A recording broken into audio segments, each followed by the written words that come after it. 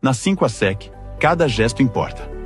Aqui, acreditamos que cuidar das roupas é, antes de tudo, cuidar das pessoas, do seu tempo, do seu dia a dia, da sua rotina. Por isso, nasce o novo jeito 5ASEC de atender. Um gesto simples, mas cheio de significado. A mão direita sobre o coração, os 5 dedos abertos, representando nossos 5 serviços, nossa história e a força da nossa marca.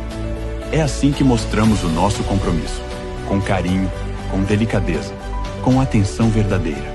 Esse é o jeito 5ASEC, o jeito que valoriza cada detalhe e transforma cada atendimento em uma experiência de cuidado.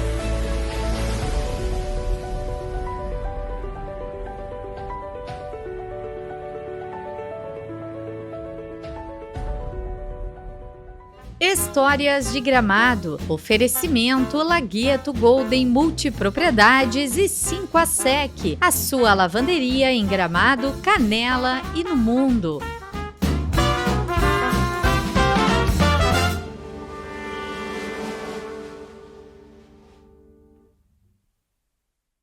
Boa noite a todos, estamos iniciando mais um episódio de Histórias de Gramado, patrocínio da Golden Lagueto Multipropriedades e das lavanderias 5ASEC, com lojas em Gramado e Canela, aqui em Gramado, no bairro Carnel. Hoje estamos aí na quinta-feira, né, pós-Festa da Colônia, pós-feito em Gramado, e já chegando o nosso frio, nosso inverno, graças a Deus, né, nós que viemos do turismo, e na Serra precisamos do frio, né? Então, um prazer aí estar com todos vocês. E hoje eu estou trazendo um convidado um pouco diferente, né? O Vanderlei Cavalcante, historiador, pesquisador, é um cearense que está em Gramado aí há 10 anos, um pouquinho mais, e que já nesse período tem feito um trabalho maravilhoso em termos de pesquisa, principalmente na questão do trem, a história e memórias do trem, e também hoje é o responsável pelo Museu do Trem da Várzea Grande, mas além disso também teve outro lançamento, outro livro muito importante para a memória de Gramado. Vanderlei, é um grande prazer te receber aqui. Eu agradeço a oportunidade da gente estar divulgando mais uma vez esse trabalho. Isso aí. Obrigado. Mostrando aqui para vocês, esse aqui é Histórias e Memórias dos Tempos do Trem. Tá? Esse livro aqui é um dos primeiros aí, então, que o Vanderlei lançou junto com o Eduardo da Silva Weber e o Alex Juarez Miller, mas eu conheci o Vanderlei exatamente, a primeira conversa foi em cima dos trens, e confesso que na época, né, Vanderlei, a gente até achou estranho, porque a gente, mesmo sabendo da importância do trem para Gramado, e muito do que tem em Gramado se deve à questão do trem, como o próprio deslocamento da sede do distrito lá da Linha Nova aqui para o centro, e tantas outras coisas que provavelmente vai comentar depois. E aí, então, chegou esse cidadão lá do Nordeste, aliás, como muitos que vêm de lá e têm contribuído muito para o desenvolvimento de Gramado, e se interessou então pela história do trem. Esse teu foco no trem, vamos dizer assim, ou na rede ferroviária, isso é uma coisa que surgiu aqui ou tu já trazia isso na tua vida, Vanderlei? Eu vou te confessar uma coisa assim que até eu não tenho divulgado para ninguém, eu já fui ferroviário. Trabalhei 2 anos na Vale, atual Vale, na antiga Companhia Vale do Rio Doce, em São Luís do Maranhão, na ferrovia Carajás, né? Certo. Mas eu revelo aqui no teu programa que uma coisa assim não está muito ligada à outra, a esse trabalho. Eu, às vezes, quase não me lembro, quando estou fazendo esse tipo de trabalho de pesquisa da ferrovia aqui, de que tinha sido ferroviário, tá? Certo. Então, assim, esse interesse mesmo vai pelo que a gente encontrou das possibilidades de pesquisa histórica aqui na região. Pois é, mas chegando de fora, como é que tu, como é dizer assim, ficou sabendo, vamos dizer assim, da existência, da questão do trem e também que te motivou, então, a iniciar essa pesquisa, porque realmente, claro, já tinha ali o Museu do Trem, já tinha alguma coisa, mas na verdade, além da memória daqueles pouco mais idosos, vamos dizer assim, né? Filhos, netos de pessoas da época também, o gramadense meio que virou as costas um pouco para a questão do trem, né? Como é que veio essa... Pois essa é, assim que a gente chega aqui com a família, eu morei ali primeiro na Dutra, né? Certo. E depois eu fui procurar um terreno, uma casa lá na Várzea Grande. E quando eu passei ali, eu me lembro como se fosse hoje, com a minha esposa de carro. E de um lado eu vi o Centro de Cultura da Várzea Grande. Centro de Cultura, já Certo. não precisa mais. Claro. E do outro, o Museu do Trem, eu lembro que eu falei para minha esposa, olha só, aqui é meu lugar, porque é Centro de Cultura de um lado e um museu do outro lado. O historiador é tudo que quer, né? Aqui é o lugar, né? E a partir dali, comecei a ter contato com... Na época era Nilva Bareta, eu acho que é coordenadora. A Nilva, né? coordenava a cultura. E a gente já tinha lá em Fortaleza um trabalho de museologia. Eu não sou museólogo formado, mas tenho uma prática museológica, né? E aí começam os contatos, né? Conheci o Alex Juarez Miller, que é e o Eduardo Weber. Pois é, o Eduardo e o Alex Juarez, né? Eles surgiram, eles fizeram trabalho como pesquisadores ou algum trabalho a nível ainda universitário que acabou assim, encaixando com o teu trabalho? O Eduardo da Silva Weber, filho do Carahá, legítimo, né? Acho que é neto da Olívia Weber. Certo. Né? Ele fez um TCC sobre a contribuição do Mosebese e a questão ferroviária. Então, ele já tinha feito, antes de eu chegar aqui, cheguei em 2015. Já tinha uma base ali. Aí já tinha uma base, ele já conhecia ali a vida comunitária, enfim, Lisete, Odete, Casa Grande.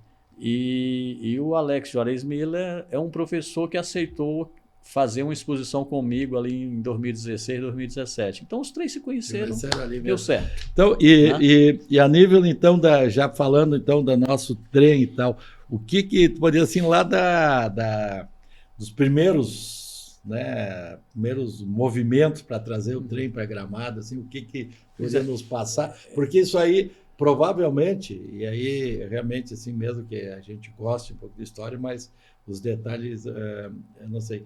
Isso teve algum movimento político? Porque na época também tinha muito investimento privado, né? Sim. Como é que foi assim o surgimento assim, dessa ligação de Porto Alegre a Gramado? Eu queria só antes, em relação à pergunta anterior, lembrar que nesse contato com o Nilva Bareta e com essa turma e com os mais antigos, a gente conheceu a maravilhosa história do rabicho ferroviário. E ali foi ver o grande questionamento, como é que uma obra de tamanha envergadura do ponto de vista do patrimônio industrial, do ponto de vista histórico, do ponto de vista das sociabilidades geradas, não está no topo de linha, do centro das atenções de Gramado. Foi aí que a gente começou a fazer as pesquisas, né? Mas aí, voltando para a pergunta da origem, né? Assim, os dois grandes fatores econômicos que a gente até enfatiza aí no livro, no capítulo 2, são os negócios madeireiros, tá? Na região, e os negócios imobiliários, loteamento de terras. O próprio João Corrêa, né? Ele era proprietário, as fontes indicam que ele é proprietário da maior parte do chamado quadro de Canela, né? E ele tinha esses dois grandes interesses econômicos, né? Lotear aquelas terras, não lembro agora, mas era uma grande quantidade de terra, e ao mesmo tempo fazer o desenvolvimento da indústria madeireira. Certo. Tá? Esses são os dois que grandes... era a região, né? Principalmente ali a região de Canela e São Chico. São os dois grandes fatores econômicos. Tá? Certo. Claro que há toda a questão do empreendedorismo, enfim, mas assim, a gente descobre e a gente explica e está na documentação do próprio João Corrêa que são esses os dois grandes fatores. E aí ele tem uma aliança, né? Ele tem uma aliança à época com o Borges de Medeiros, tá? E do PRR. Que era o governador do estado. Que era o governador, então se chamava presidente do estado na época, né? Então, Borges de Medeiros, Diniz Martins Rangel, que era o prefeito, o intendente de Taquara, e Major Nicolete, era a cadeia, né, de comando do Partido Republicano Rio-Grandense, né? Ao longo e aí a gente aponta também no livro uma longevidade no poder. O Borges passou em torno de 25 anos, desde 1898 a 1920 e pouco, e nesses mesmos 20 e poucos anos também esteve o Diniz Martins Rangel e o Major Nicoletti. O João Correia era aliado, né, de primeira hora do PRR. Tá? Isso tudo está documentado. Né? E então, essa aliança de interesses econômicos e interesses políticos, e aqui a gente fala interesse no sentido mais amplo da palavra, claro. no sentido, né, positivo. Caminhavam junto, né? Claro, né? a política. Aí houve essa aliança e em 1912, 13 houve a licitação, com o João Correia foi o vencedor, né, da licitação, que trazia, não sem grandes, imensas dificuldades, o trem de Taquara até Canela. O trem já havia chegado em Taquara em 1903, né? Tinha saído de Novo Hamburgo para Taquara e chegaram em 1903. Tá. E ali as terras, aliás, fazer só um comentário antes, Diniz, né? Eu lembro que em algum momento eu li também, não sei se foi nessa pesquisa, que quando saiu a sede, veio da linha nova para cá, então o distrito de Gramado chegou a se cogitar em chamar de Dizinópolis. Gramado. Tem isso? Tu chega a ter registrado? Não. Em homenagem ao Diniz. Isso tem, voz corrente, né, entre os memorialistas e tal. Mas eu já tenho pesquisado isso à exaustão. Uma documentação de uma proposta, de uma discussão no parlamento da época, não tenho encontrado. Não tem lugar nenhum. Mas isso eu vi. Mas existe essa... E uma outra curiosidade, aqui a Joaquina Rita Bir, certo? Ela tinha propriedades aqui, sim, a família lá debaixo de Três Coroas, Moreira, aqui até aqui em cima. Sim. No caso, essa rede, o Correia, ele adquiriu as terras, ou se meio do governo desapropriou, liberou para passar a linha do trem. Não sei se chega a ter esse detalhe. Isso é uma curiosidade que me veio agora. Ao longo da linha, muitos proprietários, até a gente tem um mapa aí no livro,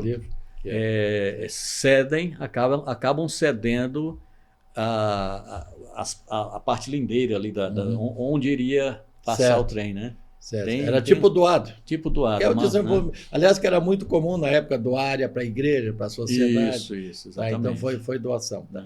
E quando chegou, então foi essa obra durou para chegar aqui na Várzea Grande quantos anos? Né? O início das obras foram em 1912, 1913. Chegou em Taquara, Igrejinha, Três Coroas e Sander. Chegou um ano depois, 13, 14, já tinha chegado nessas 4 estações, já tinha percorrido. Só que de 14 até chegar na Várzea Grande, a subida da serra são 5 anos. Só vai chegar aqui em 1919. 19, né? Isso que aí tem 3 fatores que é importante a gente lembra aí também. A subida da serra, tu tem uma diferença de 55 metros, 65 metros mais ou menos, que é Sander, acima do nível do mar, para chegar nos 615 metros da Várzea Grande. É algo, né, absurdo. Assim, né? Tem um outro fator que ali, 1918, é a Primeira Guerra Mundial. Então, o mundo tem aquela escassez de investimentos e tal, as dificuldades. Sim, até o foco era armamentos e outras coisas também. E também tem 1918, 19, a gripe espanhola, que vai trazer dificuldades imensas, né, na questão da mão de obra. Então, todos esses 3 fatores, principalmente, né, geram esse atraso. Só chega na Várzea Grande em 1919, onde vai encontrar um outro obstáculo, que é uma pedra no meio do caminho, que é o rabicho. Né? Pois é, então, esse talvez seja como tu falou, né, um atrativo, um diferencial, né? Como é que chegaram os engenheiros, sei lá, os profissionais na época, os técnicos, os práticos licenciados, como é que chegaram essa obra da engenharia do Rabicho. E se puder mais ou menos explicar como é que funcionava. Explicando mais ou menos, porque nós chegamos ali nos 615 metros de onde... Que vão dizer que o trem chegou até onde é que é a estação hoje? Várzea Grande. Isso. 615 metros certo. acima do nível do mar. Uhum. Hoje, eu costumo dizer lá para os visitantes do museu que quando você vem pela RS 115, percebe aquela subida, né? Uhum. Mas ali era uma barreira.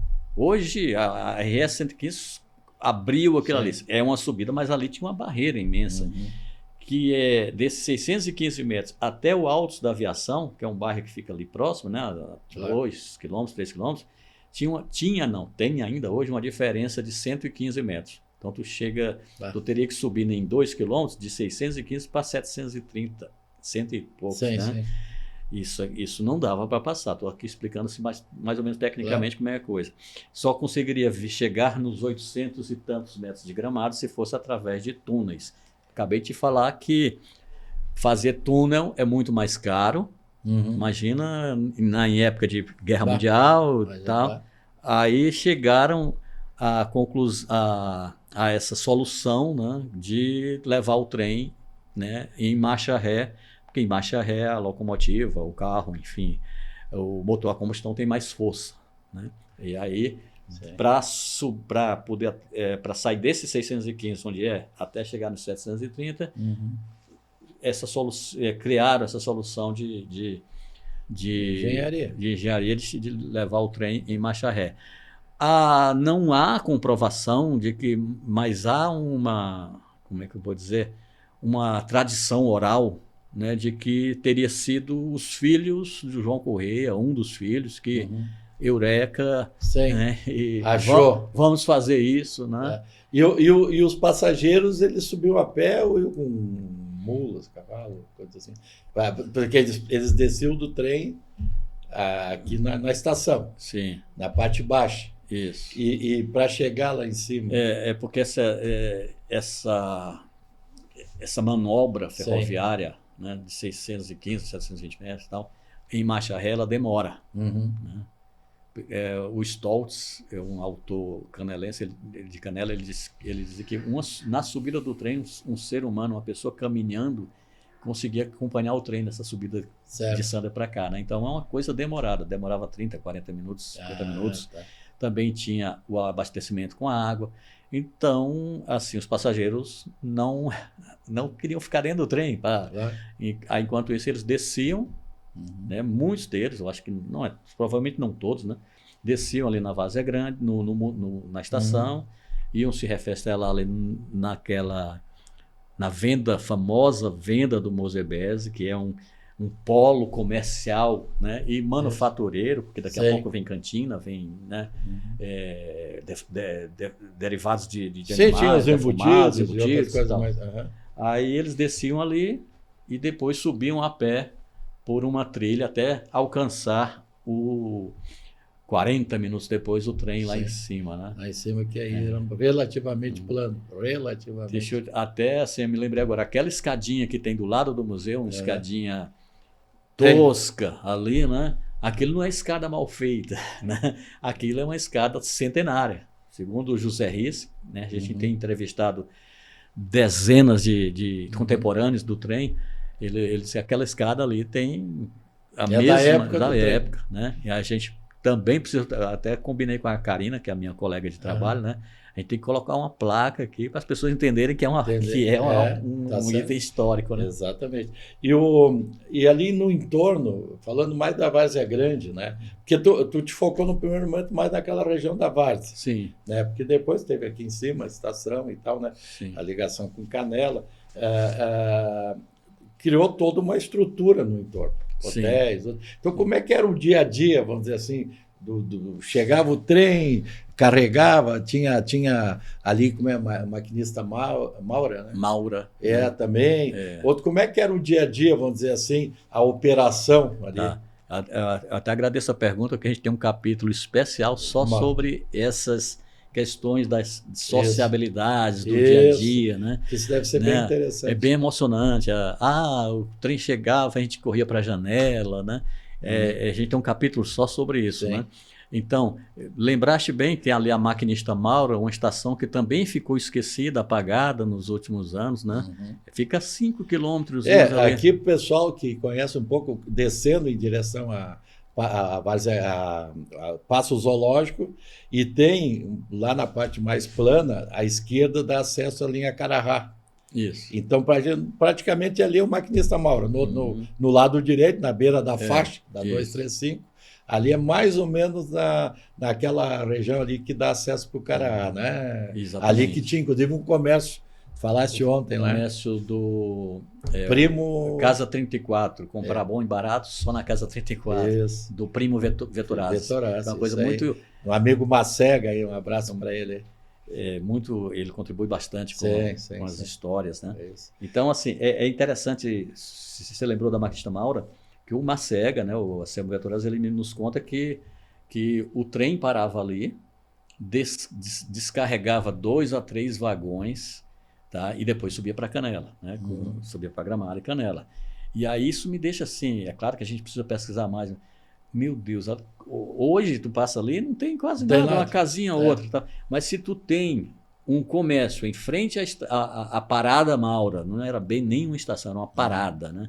Um comércio que descarrega, sei lá, uma vez por semana, 2 a 3 vagões, tu imagina a pujança econômica que não era ali, né? Verdade. De 2 vagões, 2, 3 vagões, provavelmente com produtos manufaturados ou industrializados, vindos de Porto Alegre, e voltava carregado certamente de produtos coloniais. Então aquilo era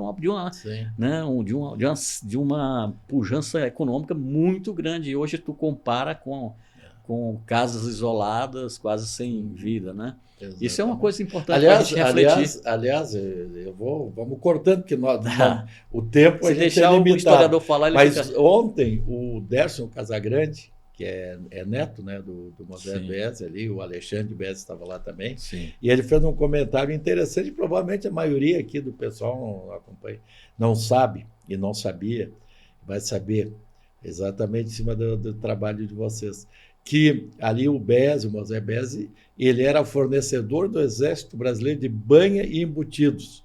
Ele era o exclusivo do Exército Brasileiro. Olha que informação interessante, né? Então, tu imagina isso tudo circular pelo trem. Essa informação aí já vai para a próxima edição. Fantástico, eu também não sabia. Fantástico, exatamente. Muito bacana. E ali também tinha hotel. Tinha o Moisés Bez, a venda do Moisés Bez, tinha a venda da Casa 34, que a gente acabou de falar, pouco mais para lá. Tinha a cooperativa mais do Altraiter, né? Aquela cooperativa União, né? Seu Alcino ali, da família. Altraiter, né? O pessoal até tinha uma rivalidade no bom sentido, porque o consumidor, olha, compra tal coisa lá no Altraiter que está mais barato, agora o arroz tu compra lá no Bez que é melhor. E tal. Então tinha essa dinâmica, né? Natural, né? Claro. Tinha um hotel ali, o Hotel Casa Grande, né? Também era da família. Tinha a cantina, tinha a fábrica de embutidos, mas na frente teve ali, onde hoje é o Centro Cultural da Vaza Grande, um açougue, né? Frigorífico. Ele é a família Casa Grande, até hoje ali. Isso. Então, tudo aquilo era, na verdade, um verdadeiro polo comercial que recebia produtos ali da Serra, né? Da Serra Grande, do Carará, do Quilombo Alto ali, né? Da 28. Vinha toda a região, que hoje a gente fala a região da Várzea Grande, exatamente essa região. Pega ali desde o Morro do Arame, Carará, 28 e Quilombo. Não vai para o outro lado, Moreira, Moleque, Caboclo, Serra Grande. Sem esquecer que lá no Moreira também tinha uma parada, né? A parada Agente Alan, que era no Moreira. No Moreira. Já dentro do município de Gramado. Dentro do município de Gramado. Tá, assim, Vanderlei, e subindo aqui a nível da estação ferroviária nossa aqui na cidade, tu tem algumas informações, alguma coisa? Porque ela é onde é que é hoje a Praça das Etnias, resumindo, rodoviária, Praça das Etnias. Né? Tu tem, assim, alguma história, alguma coisa? O que a gente sabe é que ela teve uma primeira construção em madeira, né? Depois teve uma construção em alvenaria, né? Certo. Mas assim, não, eu confesso que a gente... Você então te focou lá embaixo, que é na chegada mais do trem mesmo, ali a Gramado. Né? Na Várzea. Sim, no caso da Várzea. E a questão agora, toda essa pesquisa que tu vem fazendo, tu vai descobrindo coisas, recebeu muitas doações, né? O pessoal vai te entregando, assim. E também, em função do trem, muitas famílias, trabalhadores, pessoal que trabalhava na rede ferroviária também acabaram ficando em Gramado, morando em Gramado. Eu acho que nas tuas pesquisas deve ter encontrado desde a época da construção, né? Eu costumo dizer que a história do trem em Gramado não começa em 1919. Começa lá atrás, em 12, 13, né? Quando se tem a notícia de que o trem vai passar por ali, a gente tem testemunhos disso. A Alma Hausmann contou isso, que o pessoal vem da Serra Grande ali, da linha Araripe, tá, da Marconda, né?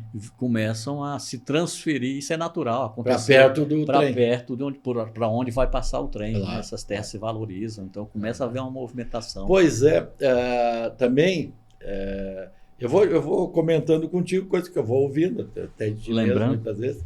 Por exemplo, tu falaste que tinha uma escola. Sim. Que eu só não entendi, a escola era para preparar pessoal para trabalhar nesse trem ou era uma escola normal? Como é que era? Porque na época... E aonde é que era? Já de algum tempo, a Coopfer, Cooperativa dos Trabalhadores Ferroviários, não é da Refesa, a época era a Aviação Ferroviária do Rio Grande do Sul. Certo. Ela era muito forte em todo o estado, né? Tinha armazéns, lá em Taquara e tal. À época, ela construía, ao longo do estado, escolas ferroviárias são as chamadas escolas turmeiras, de turmas, porque as turmas vinham, turmas de ferroviários, né, moravam ali e tal, daqui a pouco mudavam de lugar. Então, ela construía essas escolas, construía as casas ou casebres ferroviários, né? Então, foi construído um ali nas proximidades da Maura, né, da Parada Maura, onde hoje é ali o Zoológico, né, Parque Gaúcho, a Curva do Oeste, tinha uma colônia assim, de meia dúzia de casas com uma escola.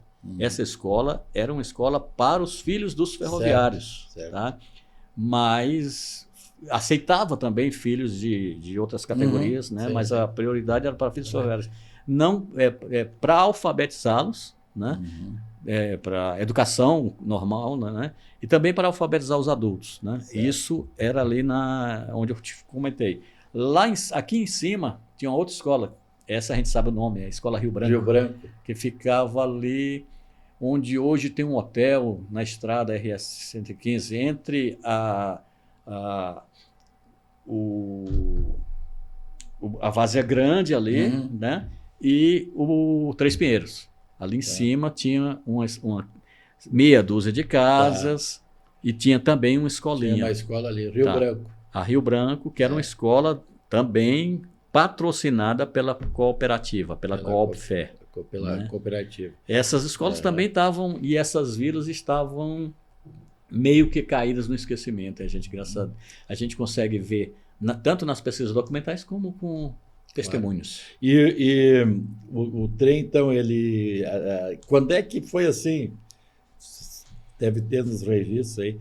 A última viagem do trem a Canela, Gramado Canela. 1963, 63. A gente tem um testemunho aí que nós colocamos até na primeira página do capítulo, não lembro, vou lembrar qual é o capítulo agora, em que é um testemunho lindo de um usuário da época que ele via o trem ele próprio retirando os trilhos, né? Que ele um dia tinha colocado. É bem bacana. Pessoal retirando o próprio trem retirava e andava mais um pouquinho e retirava, né? Tá. Ele presenciou isso e lamenta, né? 63. Então foi em 1963. Em 57, a rede foi transferida da Aviação Ferroviária do Rio Grande do Sul e voltou para a União. Agora já sobre a Refesa, né? Rede Ferroviária Federal S.A. Ela foi do Estado do Estado Gaúcho de 1920 a 1957. É quase o tempo da história da estrada, 19, né? Antes disso, ela era privada, né? Capital privado, os belgas, enfim. E, tudo contado aí. E a gente tem observado, Vanderlei, que parece que aos poucos o trem está começando, as pessoas estão começando a entender a importância do trem e querendo o retorno. Então, Sim. a gente tem, claro, tem alguns trechos que são trem de passeio, Maria Fumaça e tal, mas, na verdade, já existe, inclusive aqui na região, 2 projetos grandes, né, que é que é a linha de trem lá, que é para ser do aeroporto até aqui entre Gramado e Canela, que essa aí já está bem adiantada. Renato Eli, né? É, isso aí, do Eli. E tem uma outra que ela é mais arrojada, que sai de Vacaria, enfim, Bento e tal, e vem serpenteando aqui, vai até lá para São Chico, Cambará e tal. Existe, nós tem um professor chamado Schmidt, de Caxias, que ele faz um trabalho grande, ele está há muito tempo. É uma ideia muito boa, só que, claro, imagina o custo desses projeto grande, que seria sair de Vacaria e na verdade, o final seria lá no litoral. O final, mas ia serpenteando, passando aqui Gramado, Canela, enfim, São Chico, Nova Petrópolis e tal. Então, são 2. Mas dentro assim, do teu conhecimento, da tua pesquisa, qual é a tua opinião sobre isso e qual é... tu acha que hoje uma linha Porto Alegre-Gramado ela se tornaria viável em termos econômicos? Eu tenho a minha opinião, estou pedindo a tua como pesquisador. E o trajeto que estão planejando via ali Nova Hartz, subindo Igrejinha, Serra Grande, por ali, né? Qual é a tua opinião? Assim? Estruturalmente é uma coisa completamente diferente do que a gente conheceu historicamente. Né? Claro. São outras técnicas e tal. Eu acho que é a volta do que não deveria ter ido. Sim, né? Isso não tem dúvida. Cada pessoa que entra naquele museu do trem e que começa... a grande pergunta é para que tiraram? Para que acabou? Né? Por que não deixaram a dupla solução, né? A dupla, né? De modais? Claro, né? Claro. A época, a gente conta aí também no livro, houve uma grande pressão do chamado rodoviarismo. Né? Existia até uma bancada no Congresso Nacional chamada bancada rodoviarista. Né? E esse tipo de movimentação sempre, infelizmente no país, até hoje a gente vê, né, vem com a solução do tipo, essa é a nova solução e esquece o resto, esquece o passado. Quem defende o passado é, como se diz, dinossauro. Né? Foi o que aconteceu à época. Então, venceu o rodoviarismo, os interesses multinacionais dos carros, né, do automobilismo. Claro, venceram, lógico. Mas o transporte rodoviário... A grande pergunta que se faz é por que não se deixou a dupla solução? Não, vamos acatar o progresso, né, as novas tecnologias, no caso o automóvel, né? Mas vamos deixar o que está aí, essa estrutura. E dentro desse, claro, novo traçado, obviamente que hoje a tecnologia, os estudos e tudo avançado, tu vai achar o melhor traçado possível. Sim. Tal. Mas hoje é mais fácil. Isso, muitas vezes o pessoal me pergunta aqui, e o trecho que passava a rede ferroviária, de quem é? É federal? É do estado? É do município? Enfim, os vizinhos tomaram conta. Tu tem alguma informação sobre isso? Isso aí é uma das questões existenciais mais complicadas para nós, né? Claro. Porque há diversas versões de que ela é da União, esse trecho é da União. Sim. Agora mesmo nós estamos tentando fazer o tombamento do Rabicho. Aí a gente está trabalhando essas questões porque pode ser que ela seja do município, existe em algum momento a União passou para o município, em algum momento o município não voltou para a União, e isso está... Enquanto isso, particulares invadem. Até dentro disso aí, obviamente que a gente tem, pela função pública, a gente tem alguma coisa de informação. Hoje, aonde tem trecho antigo da rede ferroviária. E aí eu digo que não foi em algum momento negociado com os municípios, com o proprietário, pertence ao governo federal, ao setor de patrimônio da União, SPU, né? que é o Ministério da Fazenda, né, ligado ao Ministério da Fazenda, que seria o setor de patrimônio. Mas é que existe exatamente essa dúvida, se em algum momento foi passado para os municípios, e tu fez um comentário bem no início, fez a pergunta, e as terras, porque se foram doadas, também até que ponto foi feita documentação, Sim. que é mais ou menos que nem as brisoletas, que a gente também, né, nós temos uma, capítulo. a gente já tem uma ali no Centro de Cultura, mas ainda tem mais duas aí para preservar, né? A brisoleta, a maioria das brisoletas eram em áreas doadas. Não, então, elas eram do Estado, mas não tem a matrícula do Estado. Isso aconteceu várias vezes, inclusive na regularização. Então, provavelmente, a rede ferroviária, talvez isso também... A gente tem alguns documentos de doação assinados. Tem? Tem. Tá. Eu já vi dois deles. Porque isso era... Pelo menos desse trecho aqui mais próximo.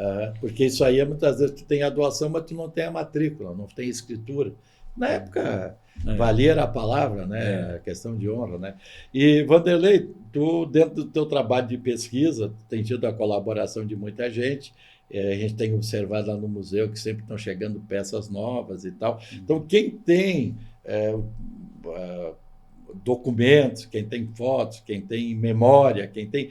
Como é que eles fazem para chegar lá contigo? Como é que consegue acessar e também, de repente, colaborar, vamos dizer, com a história do trem e com o nosso museu? A gente está sempre recebendo, eu vou dizer que em várias ordens. A primeira delas é o testemunho oral. Sim. Isso é fundamental. Chegou no museu, a gente conversa, e já grava, e já combina uma entrevista.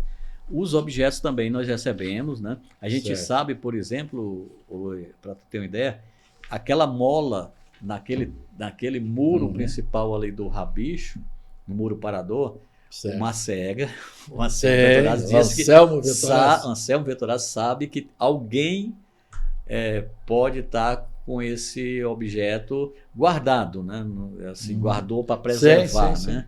Então, aqui e acolá aparecem. A gente já viu pessoas que têm a roda, a parte frontal de locomotiva, que é o número da locomotiva.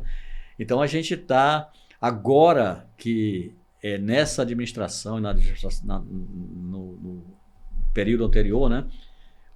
Que consolidou-se, em definitivo, o Museu do Trem, né? Porque ele passou por uma fase. As pessoas, o bacana é esse, começam a ganhar mais confiança. Agora eu vou lá entregar meu documento. Sim, eles não têm medo de entregar. Não tem medo de que vai se perder, não. Porque agora estão percebendo, graças a essa administração, que é um projeto bacana, que tende a ficar permanentemente. Eu estava lendo aqui no sumário, aqui, então, os capítulos, né? Muita coisa nós conversamos aqui. Então, aspectos do povoamento do território e contexto político-administrativo. História da construção da linha. Sim. Aí tem aqui, interessante, um trem que andava de costas, né? Que é do Rabicho, né? Capítulo 3. Memórias, costume da comunidade e elementos do contexto sociocultural. Que tem os testemunhos. Que também tem tudo isso aí, né? Trabalhadores da ferrovia, também comentou alguma coisa. E, então, fala do museu, Rabicho. Então, realmente é um trabalho maravilhoso. E o Vanderlei, aqui nós já estamos chegando no final do nosso tempo.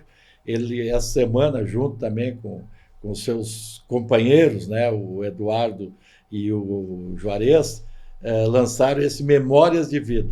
Esse aqui merece um capítulo à parte, né, sim. Vanderlei? Aqui são muitas pessoas, estavam lá ontem, pessoas que conhecem, tem muito da história de Gramado, pessoas assim que ontem a gente estava dentro dos comentários, né, que passam informações e contam histórias que, além de nos emocionar, nos dizem por que Gramado chegou onde chegou, né, Vanderlei? Vocês podiam fazer um resumo, na verdade, que é uma memória de vida. Esse aqui só foram feitos 40 exemplares, e eu até comentei com o Vanderlei, acho que é importante produzir mais, além de distribuir das escolas, dá oportunidade quem quer comprar, né?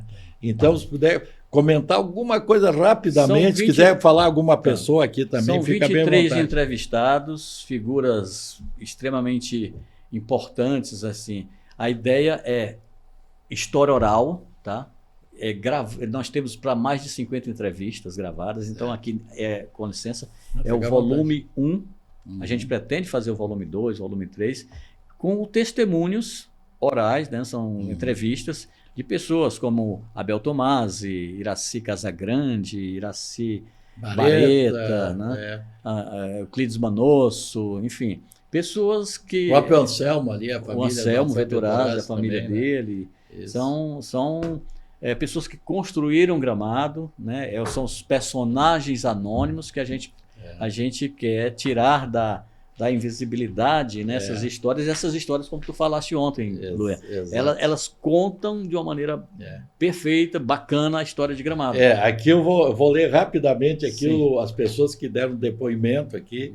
Então tem Leda Silva, Irineu Ecker, Angelita Altreiter, Marcelo Mate da Silva, Tatiana Ferreira, Sadi Vaz, Euclides Manosso, Abel Tomasi, Alma e Armando Hausmann, Iraci Ari Barreta, Iraci Cope, que é a nossa grande historiadora, Lisete, professora Lisete, Aldete Casagrande, pessoas maravilhosas, a professora Rosa Petef, Carla Damiani, Maria Elita Rinou, e o Anselmo Vittorazzi, Elvira Bergamo, Antônio Gabriel da Silva, de Souza, Francisca Nazil, Isaura José de Leão e Zaira de Leão.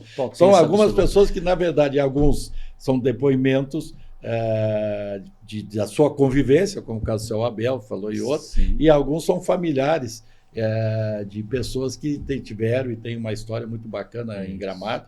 Então, vale a pena. Se você lê a gente se realmente vale a pena. Esse aqui tem lá no museu do trem, vai ter aonde mais quem quiser. Esses aqui para consulta, vai ter na Biblioteca Pública Municipal, foram disponibilizados 3 ou 4, não lembro mais. Na Biblioteca Marlene Casagrande, que fica lá na Vaza Grande, e no museu também tem 3 para vai ter também. Então, pessoal, e quem tiver interesse no livro aqui, Histórias e Memórias do Tempo do Trem, eles tem venda, foi distribuído nas escolas? Como é que a pessoa adquire? Hoje, é bom deixar claro que foram distribuídos hoje 80 exemplares para as bibliotecas escolares. Né? Maravilhoso. Na Biblioteca Pública Municipal foram entregues ontem 9 exemplares, né? Para acesso. E se quiser comprar, a gente tem aqui embaixo na Mania de Ler. A gente deixou, Mania de Ler, né? tem. E também lá na Sociedade Ipiranga, lá na Vaza Grande. Não, vale a pena. Olha, pessoal, vale a pena. E certamente, principalmente... Claro, os nativos de Gramado têm uma memória mais afetiva, exatamente, porque tem algum conhecido, algum parente, algum amigo que em algum momento tem a ver com a história, né? Mas aqueles que vieram viver em Gramado também, tanto nesse livro como esse, vão entender um pouco da história de Gramado, ou bastante da história de Gramado, e isso é fundamental, né? Porque a gente não pode deixar morrer a história, né? Eu ainda ontem comentei eu vi uma frase que eu achei muito bacana, que né, sempre a gente tem que conhecer o passado, né, para entender o presente e projetar o futuro. E isso realmente é fundamental. E Vanderlei, eu queria te agradecer aos teus colegas, como a todos aqueles que pesquisam, que registram a história de Gramado, porque se nós não tivermos pessoas como vocês, certamente nós vamos perder um conteúdo muito riquíssimo, e não se busca, né? O que foi esquecido e não ficou em algum momento registrado, certamente ninguém vai recuperar, né? Além de distorções históricas. Também. Tanto que o título aqui é Histórias de Gramado, porque muita gente chega aqui e tem alguma lembrança, alguma memória de um pai, de um amigo, de algum familiar, um conhecido que contou para ele. Muitas vezes ela pode não ser exatamente o registro histórico, mas ele não deixa de ser importante porque nos faz voltar. É o caso que a gente falou antes, a história do Dizinópolis. Dinisópolis, né? Que, na verdade, eu sempre ouvi falar, também ouviu, mas ainda talvez não seja... Não conseguimos confrontar com outras fontes. Uma questão histórica, né? Mas pode ser história de algumas pessoas aí. Então, Vanderlei, queria te agradecer. O tempo é muito curto, teria muito tempo. Com certeza, sobre esse livro, mais adiante, nós vamos falar. Nós vamos convidar 1, 2 pessoas que estavam aqui junto aqui para trocar ideia, importante. Mas eu queria realmente, mais uma vez, te agradecer o teu trabalho e dizer que tu te junta a tantos, hoje milhares de pessoas, né, que vieram de outras regiões do Brasil, do exterior, e hoje estão aqui colaborando com o Gramado, ajudando o Gramado, e eu acho que essa mescla entre os nativos e aqueles que escolheram o Gramado para viver, que faz da nossa cidade, nosso município, um diferencial. Muito obrigado, Vanderlei. Eu te agradeço ao teu apoio de primeira hora, desde 2019. Eu admiro pessoas que nem tu aí que trabalham nesse jeito. Vamos deixar esse legado aí para as novas gerações. Tá? Ok, muito obrigado. Queria agradecer ao Golden Lagueto Multipropriedades e também as lavanderias 5 a Sec, com lojas em Gramado e Canela, aqui em Gramado, no bairro Carnel. Desejar a todos um bom final de quinta-feira, um bom final de semana e até a próxima quinta-feira com mais um episódio de Histórias de Gramado. Obrigado. Histórias de Gramado. Oferecimento Lagueto Golden Multipropriedades e 5 a Sec. A sua lavanderia em Gramado, Canela e no mundo.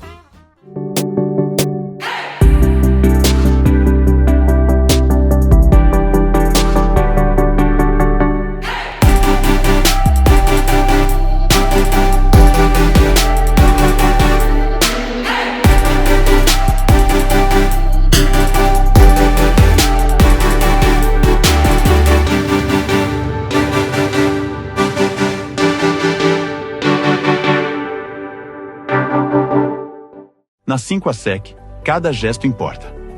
Aqui, acreditamos que cuidar das roupas é, antes de tudo, cuidar das pessoas, do seu tempo, do seu dia a dia, da sua rotina. Por isso, nasce o novo jeito 5 a Sec de atender. Um gesto simples, mas cheio de significado.